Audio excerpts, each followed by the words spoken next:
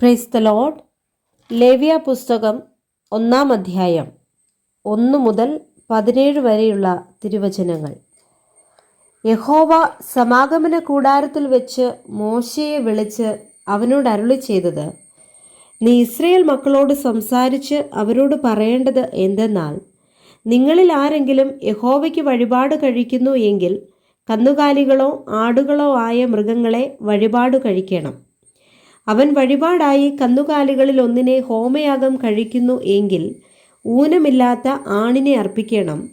യഹോവയുടെ പ്രസാദം ലഭിപ്പാൻ തക്കവണ്ണം അവൻ അതിനെ സമാഗമന കൂടാരത്തിൻ്റെ വാതിൽക്കൽ വെച്ച് അർപ്പിക്കണം. അവൻ ഹോമയാഗത്തിൻ്റെ തലയിൽ കൈവയ്ക്കണം.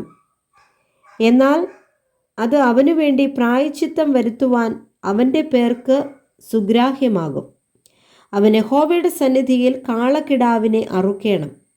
അഹരോന്റെ പുത്രന്മാരായ പുരോഹിതന്മാർ അതിൻ്റെ രക്തം കൊണ്ടുവന്ന് സമാഗമന കൂടാരത്തിൻ്റെ വാതിൽക്കലുള്ള യാഗപീഠത്തിന്മേൽ ചുറ്റും തളിക്കണം.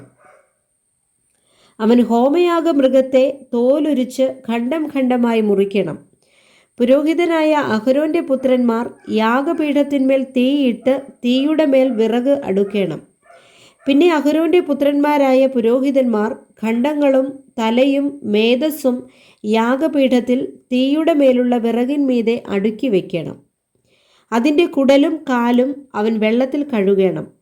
പുരോഹിതൻ സകലവും യാഗപീഠത്തിന്മേൽ ഹോമയാഗമായി ദഹിപ്പിക്കണം.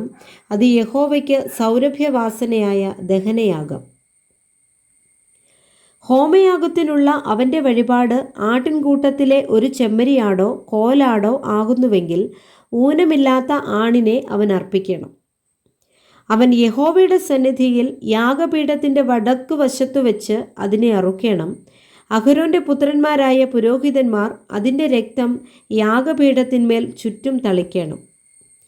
അവൻ അതിനെ തലയോടും മേധസ്സോടും കൂടെ ഖണ്ഡം ഖണ്ഡമായി മുറിക്കണം. പുരോഹിതൻ അവയെ യാഗപീഠത്തിൽ തീയുടെ മേലുള്ള വിറകിന്മീതെ അടുക്കി വയ്ക്കണം. കുടലും കാലും അവൻ വെള്ളത്തിൽ കഴുകണം. പുരോഹിതൻ സകലവും കൊണ്ടുവന്ന് ഹോമയാഗമായി യഹോവയ്ക്ക് സൗരഭ്യവാസനയുള്ള ദഹനയാഗമായി യാഗപീഠത്തിന്മേൽ ദഹിപ്പിക്കണം. യഹോവയ്ക്ക് അവൻ്റെ വഴിപാട് പറവജാതിയിൽ ഒന്നിനെ കൊണ്ടുള്ള ഹോമയാഗമാകുന്നു എങ്കിൽ അവൻ കുറുപ്രാവിനെയോ പ്രാവിൻ കുഞ്ഞിനെയോ വഴിപാടായി അർപ്പിക്കണം.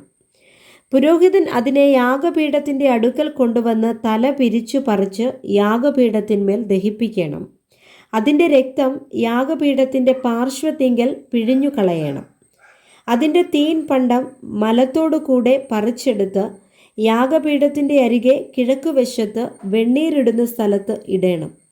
അതിനെ രണ്ടാക്കാതെ ചിറകോടുകൂടെ പിളർക്കണം. പുരോഹിതൻ അതിനെ യാഗപീഠത്തിൽ തീയുടെ മേലുള്ള വിറകിന്മീതെ ദഹിപ്പിക്കണം. അത് ഹോമയാഗമായി യഹോവയ്ക്ക് സൗരഭ്യവാസനയായ ദഹനയാഗം. Praise the Lord. വായിച്ച വേദഭാഗങ്ങളാൽ കർത്താവ് എല്ലാവരെയും സമൃദ്ധിയായി അനുഗ്രഹിക്കുമാറാകട്ടെ. ആമേൻ.